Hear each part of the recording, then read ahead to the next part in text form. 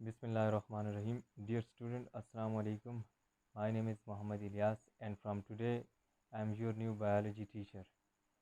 Today our topic is virus. Before this topic you have studied about the two kingdom system and five kingdom system. इससे पहले आप लोगों ने to kingdom system और five kingdom system पढ़ा है। Sir ने आपको डिटेल से पढ़ाया है और आज जो टॉपिक हमारा लेक्चर का वो है वायरस। मैं आपको इसके बारे में डिटेल से बताऊंगा और हमारा जो चैप्टर है यूनिट नंबर 3 उसका नाम है बायोडाइवर्सिटी। उसके अंदर इसका बायोडाइवर्सिटी का मीनिंग ये होता है कि variety of life present in different ecosystem, कि जो वैरायटी है लाइफ की वो डिफरेंट इकोसिस्टम के अंदर जो प्रेजेंट होती है उसको हम बायोडाइवर्सिटी कहते हैं। ठीक, so let's come toward our topic. आज का जो टॉपिक है वो वायरस है। सबसे पहले हम ये देखते हैं कि वायरस, आपने एक चीज़ रिसेंटली देखी होगी जिसकी वजह से हमें ये ऑनलाइन सिस्टम, ऑनलाइन क्लासेस लेना पड़ी और इस वजह से हमने ऑनलाइन क्लासेस ली आप लोगों की, और इसकी वजह ये थी कि कोरोना वायरस। और ये जो हमारा आज का टॉपिक है ये उसी से रिलेटेड है कि जो कोरोना वायरस है ये उसकी एक टाइप है। इसकी वायरस की आगे जब हम क्लासिफिकेशन करेंगे तो इसके बारे में आज का हमारा टॉपिक है। सबसे पहले हम वायरस की डिफिनीशन करेंगे कि वायरस होता क्या है। इसकी कुछ करेक्टर्स हैं जिसकी बेस पे कुछ साइंटिस्ट इसको लिविंग मानते हैं और कुछ जो हैं इसको नॉन लिविंग कहते हैं। सबसे पहले हम इसकी डिफिनीशन देखते हैं कि virus are the unique obligate parasite which is on the which is in between the border line of living and non living. Virus एक ऐसा पार्टिकल है जो कि बॉर्डर लाइन पे है लिविंग के और नॉन लिविंग के। मतलब ये ना तो लिविंग है और ना ही नॉन लिविंग है। टू डिफरेंट साइंटिस्ट हैं जो कहते हैं, कुछ कहते हैं कि वायरस लिविंग है और कुछ कहते हैं नॉन लिविंग है। जो लिविंग कहते हैं उसकी भी मैं रीज़न आपको आगे चल के बताऊंगा और जो नॉन लिविंग कहते हैं उनकी भी रीज़न आपको बताऊंगा। अब इसके कुछ करेक्टरिस्टिक्स हैं वायरस के, वो हम देखते हैं कि कौन कौन से हैं। पहला यही कि वो यूनिक पार्टिकल है और ऑब्लिगेट है। ऐसा पार्टिकल है, इस तरह का और कोई पार्टिकल नहीं है। ये अगर आउटसाइड द बॉडी हो तो ये नॉन लिविंग होता है, और अगर किसी बॉडी के अंदर, किसी होस्ट के अंदर चला जाए तो वहाँ पे ये जाकर लिविंग हो जाता है। अच्छा, फिर उसके बाद है not considered as living organism. इसको नॉन लिविंग कंसिडर किया जाता है, इसको लिविंग ऑर्गेनिज्म कंसिडर नहीं किया जाता। उसकी वजह ये है कि इसके जो करेक्टर्स हैं वो ये शो करते हैं कि ये लिविंग नॉन लिविंग है। अच्छा, फिर उसके बाद है not included in the classification. जो आप लोगों ने फाइव किंगडम सिस्टम पढ़ा है, जो क्लासिफिकेशन पढ़ी है, उनमें से किसी के अंदर भी इसको क्लासिफाई नहीं किया गया। जिस तरह देखें, किंगडम मोनेरा है आपके पास, फिर उसके बाद आपके पास प्रोटेस्टा है, फंजाई है, प्लांटी है, एनिमिलिया है।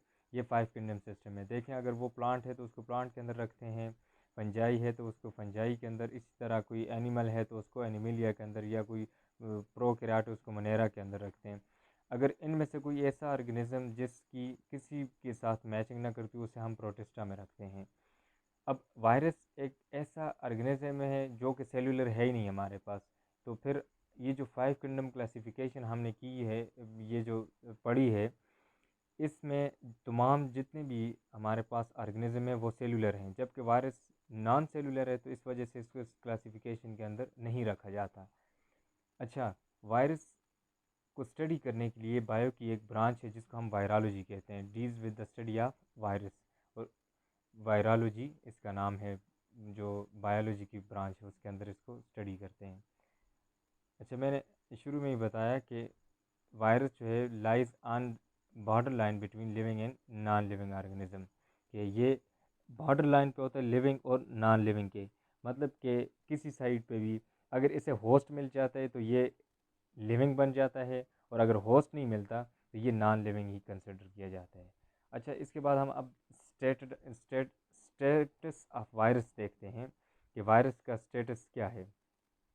नॉन सेलुलर बॉडी या ए सेलुलर बॉडी। आपने पढ़ा होगा, एक सेलुलर बॉडी होती है और दूसरी सेलुलर बॉडी होती है। अब जो ऑर्गेनिज्म हैं उनको हम सेलुलर बॉडी कहते हैं, उनकी सेलुलर बॉडी होती है, जबकि जिनको हम ऑर्गेनिज्म नहीं कह सकते उनकी बॉडी जो होती है वो हमारे पास एसेलुलर होती है। अच्छा, इसी तरह वायरस जो है इसकी बॉडी जो है नॉन सेलुलर है, इस किसी भी सेल पे मुश्तमिल नहीं है, तो इस वजह से इसको हम नॉन सेलुलर कहेंगे। और दूसरा, इसकी जो नेचर है वो पार्टिकल नेचर है, कोई भी पार्टिकल जैसे डस्ट का पार्टिकल है या और कोई पार्टिकल, उस तरह की इसकी नेचर है। इसके बाद डीएनए आरएनए इसका जेनेटिक मटेरियल होता है, जो न्यूक्लिक एसिड है या हेरिडिटी मटेरियल जो कि करेक्टर ट्रांसफ़र करता है from parents to offspring. And proteins, ये तीन चीज़ें इसके अंदर पाई जाती हैं। डीएनए है या डीएनए होगा या आरएनए होगा, और साथ इसकी प्रोटीन होगी। अच्छा, फिर need host for reproduction, growth, respiration and excretion. अच्छा, कहता है कि इसको होस्ट की ज़रूरत होती है। अब होस्ट क्या होता है? होस्ट वो सेल होता है जिसके अंदर इसने जाकर रहना होता है। जिस तरह अगर बैक्टीरिया है या फंजाई है, एनिमल सेल है या प्लांट सेल है, उसके अंदर ये जाकर एक तो अपनी वहाँ पे ये अपना शेल्टर लेता है, अपनी जगह लेता है, और दूसरा फिर वहाँ पे अपनी जाकर रिप्रोडक्शन करता है। रिप्रोडक्शन ताकि अपनी जो आगे नस्ल है उसको बढ़ा सके, फिर उधर ग्रोथ भी करता है, और ये सारे इसके जितने भी साथ जो प्रोसेस हैं, रिस्पायरेशन का है या एक्सक्रीशन का, ये सारे प्रोसेस उसके अंदर होते हैं। अगर होस्ट इसे प्रोवाइड नहीं होता तो ये बाहर डस्ट के अंदर या किसी और चीज़ के अंदर ये पड़ा रहता है, उस वक्त तक ये इनएक्टिव फॉर्म में होता है जब तक इसे होस्ट सेल नहीं मिलता। या अब होस्ट सेल कौन कौन से हो सकते हैं? एनिमल्स भी हो सकते हैं, प्लांट भी हो सकता है, वायरस, दूसरा बैक्टीरिया भी हो सकता है, या इसके अलावा हमारे पास फंगस भी हो सकता है। और वहाँ पे ये डिजीज़ काज करता है मोस्टली, जहाँ पे भी इसका होस्ट होता है उसके अंदर ये डिजीज़ काज करता है।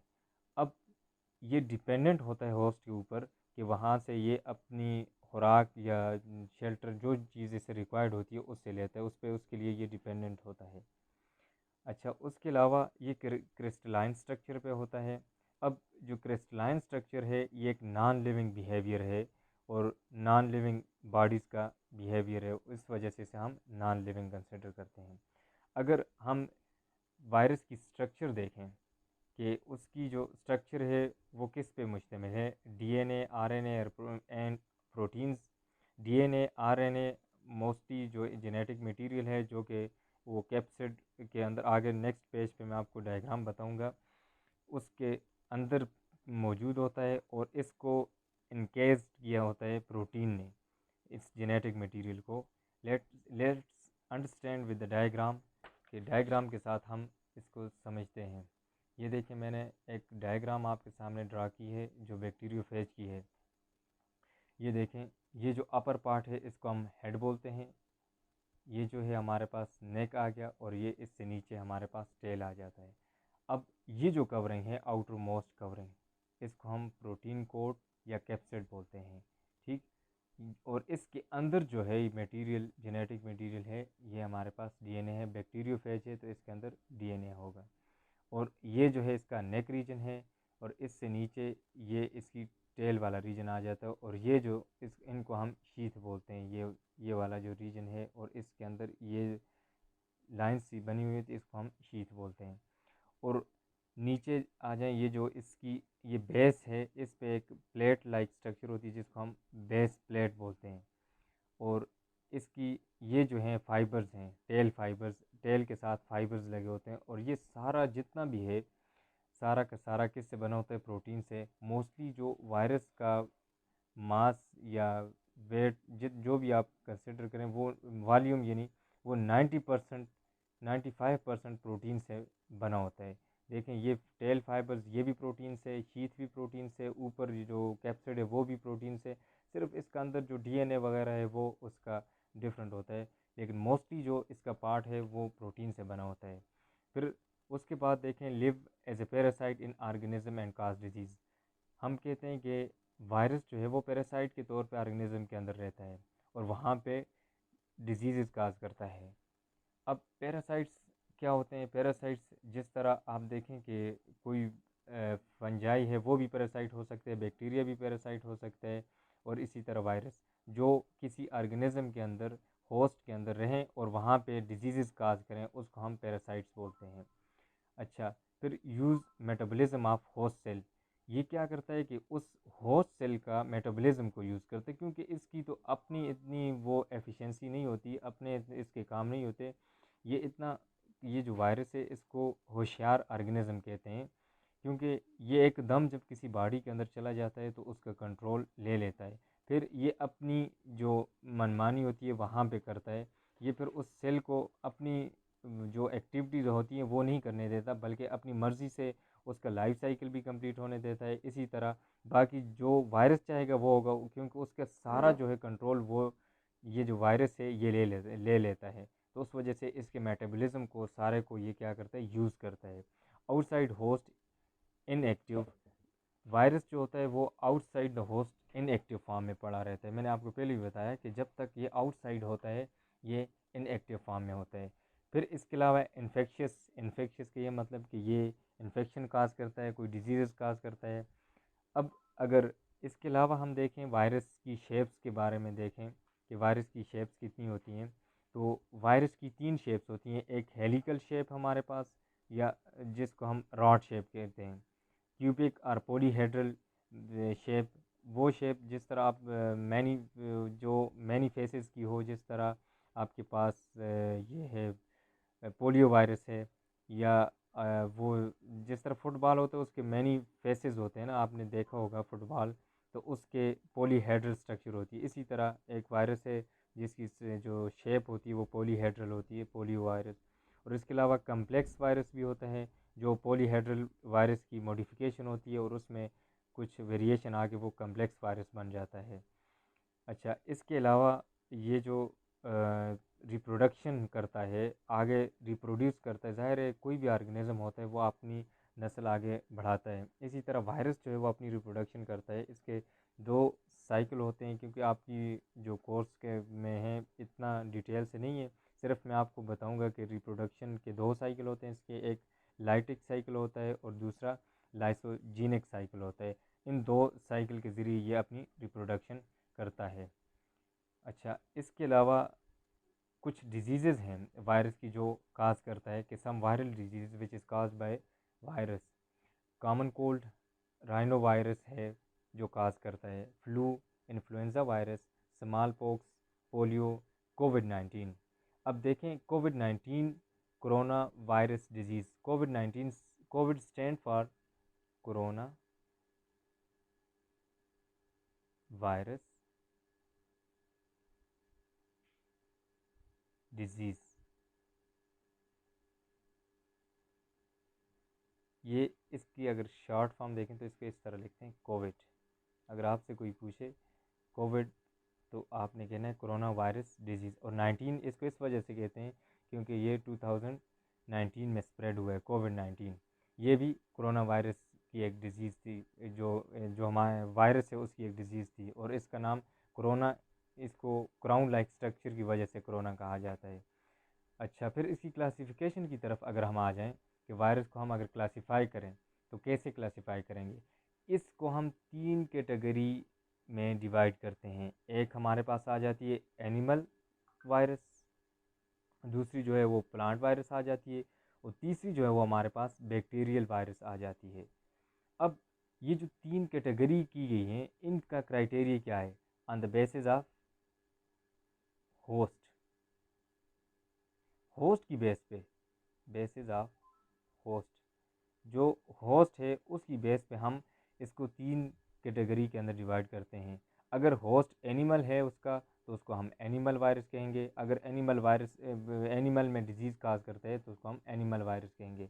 अगर उसका होस्ट जो है वो प्लांट है या प्लांट के अंदर डिजीज़ काज करता है तो उसको हम प्लांट वायरस कहेंगे। इसी तरह अगर वो बैक्टीरियल सेल के अंदर उस डिज़ीज़ काज करता है या उसका होस्ट है तो उसको हम बैक्टीरियल वायरस कहेंगे। और इसकी एग्जांपल जो है हमारे पास बैक्टीरियोफेजेस हैं, जो पीछे मैंने डायग्राम बनाई है वो बैक्टीरियोफेजेस की है। It was all about the virus. ये जो सारा इससे पहले हमने पढ़ा है ये वायरस के बारे में था। इसमें अगर आपको कोई मसला है तो आप मुझे कमेंट कर सकते हैं। आज का जो नेक्स्ट हमारा लेक्चर का हिस्सा है, दूसरा हिस्सा, वो है बायनोमियल नोमेनक्लेचर। ये इससे पहले मैंने आपको वायरस के बारे में बताया, क्योंकि आपके कोर्स में वायरस का इतना डिटेल से नहीं है। आगे जब आप फर्स्ट ईयर में जाएंगे, इसका एक पूरा चैप्टर है वायरस का, उस पर आपको डिटेल से इसकी रिप्रोडक्शन और जितने भी इसके बाकी जितने भी प्रोसेस हैं, लिविंग क्यों इसे कहा जाता है, नॉन लिविंग क्यों कहा जाता है, इसके जितने भी करेक्टर्स हैं वो डिटेल से आपको वहाँ पढ़ाए जाएंगे। इधर सिर्फ आपका जितना था उसमें से फिर भी थोड़ा सा मैंने आपको कोशिश की है कि ज़्यादा बताऊँ और समझाऊँ। ये सारा जो है वो वायरस के बारे में था। इससे नेक्स्ट जो है वो अब बायनोमियल नोमेनक्लेचर सिस्टम जो है उसकी तरफ आ जाते हैं। अब बायनोमियल नोमेनक्लेचर जो है, बाय का मतलब होता है टू और नोमियल का मतलब होता है नेमिंग, कि आप ऐसा नेम जो दो नामों पर मुश्तमिल हो। देखें, जिस तरह आप ब्रासिका कैम्पेस्ट्रस है, सरसों, देखो वो दो नेम पर मुश्तमिल है, ब्रासिका और कैम्पेस्ट्रस दो हैं। सरसों जिसे हम कहते हैं वो दो नाम पे मुश्तमिल होता है। इस तरह का जो सिस्टम है उसको हम बायनोमियल नोमेनक्लेचर सिस्टम कहते हैं। ठीक, टू नेमिंग सिस्टम होता है कि इसमें हर जो नेम होता है उसके दो नेम होते हैं, एक फर्स्ट नेम होता है और एक सेकंड नेम होता है। ये जो था, ये प्रपोज किया था कार्लस लीनियस ने, जो कि 1707 में पैदा हुआ था और 1778 में फोत हुआ था। इसने ये पेश किया था बायनोमियल नोमेनक्लेचर सिस्टम, और ये काफ़ी, और आज तक यही चल रहा है ये सिस्टम, और इसने काफ़ी पजीराई हासिल की और आज तक यही सिस्टम चल रहा है और इसने बहुत आसानी की है। अब इसके रूल्स एंड रेगुलेशन हैं कि बायनोमियल नोमेनक्लेचर सिस्टम जो सिस्टम है, इसके मुताबिक हम किसी भी प्लांट है चाहे कोई भी लिविंग ऑर्गेनिज्म है, तो उसको हम कैसे नेम देंगे, कैसे उसका नेमिंग करेंगे। ठीक, रूल्स जो हैं, पहले अगर देखें, according to this every plant and animal have name of two words, first is genus and second one is species. कहते हैं कि इस सिस्टम के मुताबिक हर एनिमल है जब या कोई प्लांट है, उसके दो जो नेम होते हैं और दो वर्ड पर मुश्तमिल होते हैं। पहला जो होता है वो हमारे पास फर्स्ट जो होता है वो जीनस होता है और सेकंड वन स्पीशी होता है। अब देखते हैं कि उनको आगे जो रूल्स हैं बाकी कैसे इसको लिखा जाएगा, किस तरह इसको प्रेजेंट करेंगे। अच्छा, फिर उसके बाद देखें, जीनस फर्स्ट नेम जो होता है वो जेनरिक होता है, जीनस उसको हम कहते हैं, और सेकंड नेम जो होता है वो स्पेसिफिक या स्पीशी जिसको हम बोलते हैं। ये एक रैंक होती है जिसको हम टेक्सा बोलते हैं। ये जो जब आप क्लासिफिकेशन करते हैं टेक्सोनॉमी में, तो जैसे किंगडम, फिर फाइलम, फैमिली, ऑर्डर, फिर जीनस, फिर उसके बाद स्पीशी, इस तरह ये रैंक्ड होती है। अच्छा, अब जीनस जो होती है अगर इसको हम देखें तो ये, पहले हम स्पीशी को अगर डिफाइन करें, group of individual which can interbreed freely and produce offspring. ऐसे ऑर्गेनिज्म जो ऐसे इंडिविजुअल जो फ्रीली इंटरब्रीड कर सकें और अपने ऑर्गेनिज्म जो हैं, अपने जैसे ऑर्गेनिज्म प्रोड्यूस करें, उनको हम स्पीशी बोलते हैं। और जीनस को देखें तो हम कहते हैं ग्रुप ऑफ स्पीशी, के ऐसी ग्रुप ऑफ स्पीशी जिनके सेम करेक्टर हों उसको हम जीनस बोलते हैं। अब ये तो था जीनस और स्पीशी के बारे में। अब इसके राइटिंग रूल्स जो होते हैं, इसको लिखा कैसे जाता है। राइटिंग रूल्स सबसे पहला जो है वो ये है कि italic, you must write the name of everything living thing in italic form. अगर आप उसको लैपटॉप में लिखते हैं या किसी कंप्यूटर वगैरह में लिखते हैं तो उसको आप इटालिक करेंगे वहाँ पे। ठीक, अगर आप उसको इटालिक, जिस तरह ये देखें, ह्यूमन बीइंग का नाम जो है वो होमो सेपियन है। ये फर्स्ट नेम जो है इसका, होमो हमारी जीनस है और सेपियन जो है वो हमारी स्पीशी है, होमो सेपियंस। अब देखें, मैंने फर्स्ट जो लिखा है इसको मैंने इटालिक करके लिखा है। इटालिक जो है, आप समझते हैं कि अगर उधर जाएंगे लैपटॉप वगैरह के अंदर लिखेंगे तो वहाँ कंट्रोल आई के साथ भी आप उसको इटालिक कर सकते हैं, या उसके अलावा आप ऊपर जो वो विंडो बार होती है उसके ऊपर वो आई सा लिखा होता है, उसके ऊपर आप जब क्लिक करेंगे तो वो क्लिक, पहले उसको आप सारे को क्लिक करेंगे, फिर ऊपर जाकर वो आई जो लिखा होगा टेढ़ा सा उस पर क्लिक करेंगे तो वो आपके पास इटालिक हो जाएगा। या अगर आप इटालिक बुक अपनी बुक नोटबुक वगैरह में लिख रहे हैं तो यहाँ पे आपसे इटालिक नहीं हो सकता अगर, तो आप इसको ऐसे ही लिखेंगे जैसे आप बाकी वर्डिंग लिखते हैं। होमो सेपियंस लिख के नीचे आप क्या करेंगे, अंडरलाइन कर देंगे, इधर भी लाइन ड्रा कर देंगे और इस दोनों के नीचे, ठीक। ये इसका फर्स्ट रूल है राइटिंग का। दूसरा रूल जो है इसका, first word should be capital, जो पहला लफ्ज़ है उसका कैपिटल हो, and specific name with small letter, कि जो जेनरिक नेम होता है ये वाला होमो वाला ये कैपिटल होगा और जो दूसरा होगा वो हमारे पास क्या होगा, स्मॉल होगा। More than one species we abbreviate first name like Escherichia coli. कहते हैं कि अगर आपके पास जो स्पीशी, अगर जिस तरह एशेरिया कोलाई की और भी स्पीशीज़ आ रही हैं, एक एशेरिया जो है, एक इसकी कोलाई आ गई, आगे और कोई स्पीशी आ रही है, बहुत सारी आ रही हैं, तो फिर आप बार बार एशेरिया नहीं लिखेंगे, आप सिर्फ ई डॉट आगे कोलाई लिख लेंगे। मतलब कि आपको इसकी एब्रीवेशन ऐसे करते हैं, एब्रीवेट कर देंगे आप इसको, क्योंकि आपका टाइम भी बच जाएगा और एब्रीवेशन करेंगे, ये इसका रूल है। Linnaeus listed 4,000 different species and animals, species of animals and plants। जो लीनियस था उसने तकरीबन 4,000 डिफरेंट प्लांट्स और एनिमल्स को लिस्टेड किया था, उनके नाम्स लिखे थे, उनकी डिस्क्रिप्शन और उनको कंसाइज करके उसने लिखा था, उसकी पूरी डिस्क्रिप्शन उसने दी थी। अच्छा, ये जो हमारे पास सिस्टम है, बायनोमियल नोमेनक्लेचर सिस्टम है, इसकी इंपॉर्टेंस क्या है। देखें, अगर कोई आपके पास एक स्पेसिफिक रीजन है, जिस तरह हम मानसेरा में रहते हैं और मानसेरा के अंदर एक कोई भी एनिमल है या प्लांट है, उसका नाम अपना होगा, एबटाबाद के अंदर अपना होगा, इस्लामाबाद के अंदर अपना होगा, अगर इधर सेम है तो आप कंट्री आउटसाइड इंडिया चले जाएँ वहाँ पे डिफरेंट होगा, अमेरिका चले जाएंगे वहाँ पे डिफरेंट होगा। जबकि ये जो बायनोमियल नोमेनक्लेचर सिस्टम होता है, इसका नाम जो होता है through out the world same होता है, और सेम होने की वजह से आप अगर होमो सेपियंस आप इधर कहेंगे या साउथ अफ्रीका जाकर आप वहाँ पे भी होमो सेपियंस कहेंगे तो वो लोग समझ जाएंगे कि जी ये ह्यूमन बीइंग के बारे में बात कर रहे हैं। या आप राना टिग्रीना जो फ्रॉग होती है वो कहेंगे तो वह, अब बाज़ लोग तो इंग्लिश सारी दुनिया पे तो नहीं बोली जाती, बाज़ कंट्रीज़ ऐसी हैं जहाँ पे उनकी अपनी लैंग्वेजेस हैं, अगर आप उधर फ्रॉग बोलेंगे तो वो नहीं समझेंगे, आप राना टिग्रीना कहेंगे तो वो लोग समझ जाएंगे, क्योंकि ये साइंस का रूल है कि आपने इस बायनोमियल नोमेनक्लेचर सिस्टम को फॉलो करना है। और ये क्या करता है, एक तो ये कि पूरी दुनिया के अंदर ये माना जाता है, फिर उसके अलावा simplifies the study of species, वो जो स्पीशीज़ की स्टडी है उसको सिंप्लीफाई करता है। अच्छा, जेनरिक नेम जो होता है कॉमन होता है किसी वजह से, क्योंकि वो जो स्पीशीज़ होती है हमारे पास, उनके जो करेक्टर्स हैं वो क्या होते हैं, कॉमन, और कॉमन होने की वजह से वो हमारे पास उसका जीनस नेम भी सेम होता है स्पीशीज़ का।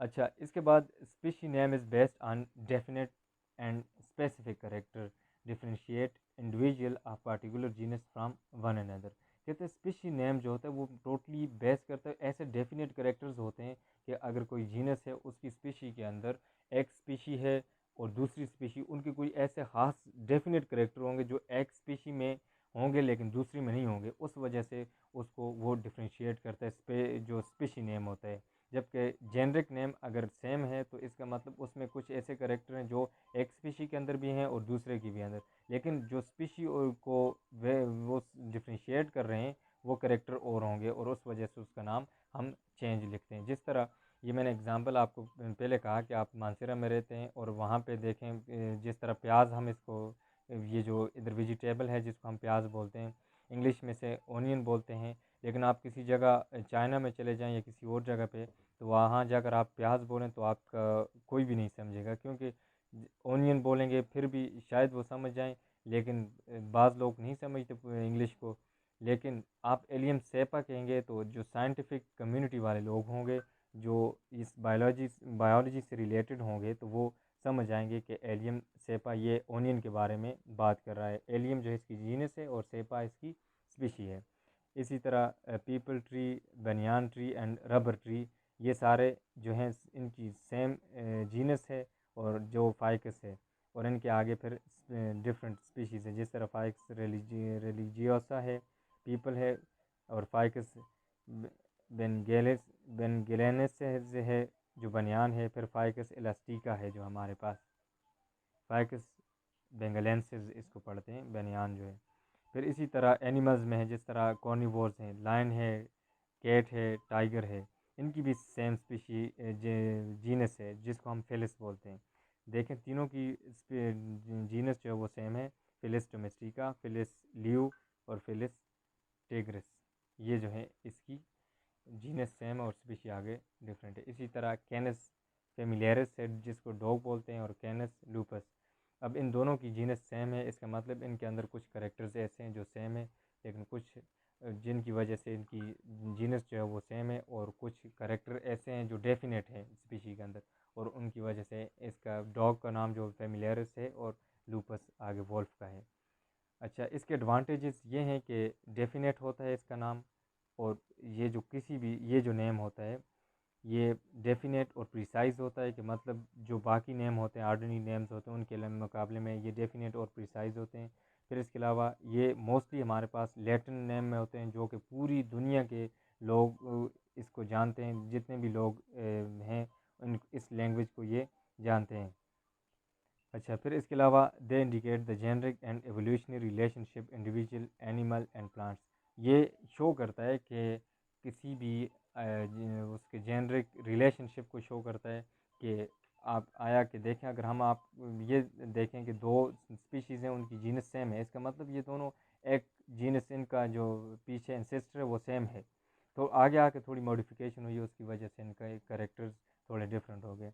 ये जो हमारा आज का टॉपिक था, पहला जो था हमारा वायरस था, वायरस के बारे में पढ़ा, फिर हमने बायनोमियल नोमेनक्लेचर सिस्टम के बारे में पढ़ा। आज जो आपकी होम असाइनमेंट है वो आप लोगों ने ये करना है कि वायरस की जो स्ट्रक्चर है उसको ड्रा करना है, लेबल डायग्राम आपने बनानी है और उसको साथ लेबल करना है। और इसी तरह बायनोमियल नोमेनक्लेचर सिस्टम, ये जो मैंने आपको बताया, इसमें आपने सर्च करना है नेट से कि आपकी 5 वेजिटेबल कोई भी प्लांट्स हों उनके नाम लिखने हैं डबल, जिस तरह ये जेनरिक नेम भी, और साथ कोई सी भी हों, और साथ 5 जो है एनिमल उनके आपने नाम लिखने हैं। 2 काम है आपके, एक आपने वायरस की जो डायग्राम है वो ड्रा करनी है, और दूसरा 5 एनिमल और 5 प्लांट के साइंटिफिक नेम लिखने हैं। बहुत शुक्रिया, अल्लाह हाफिज़।